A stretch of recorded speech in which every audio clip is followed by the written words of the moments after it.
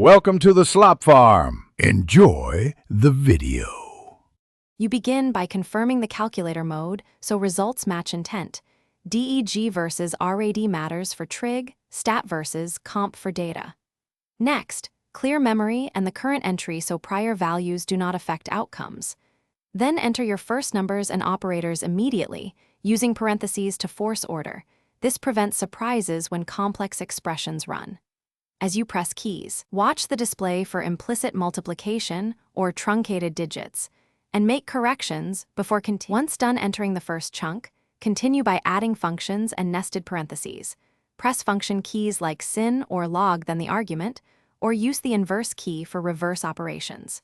You can chain operations by pressing operators then equals, or reuse ands to reference the previous result. This saves retyping.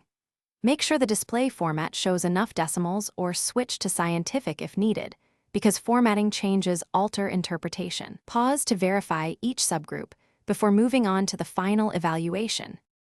You finish by pressing equals or enter to evaluate the full expression and then read the display carefully.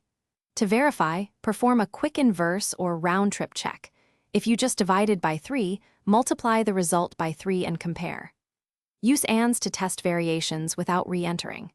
If the answer seems wrong, reset mode settings, recheck unmatched parentheses or function arguments, and clear memory. These troubleshooting steps fix most errors and get your calculator back to predictable behavior.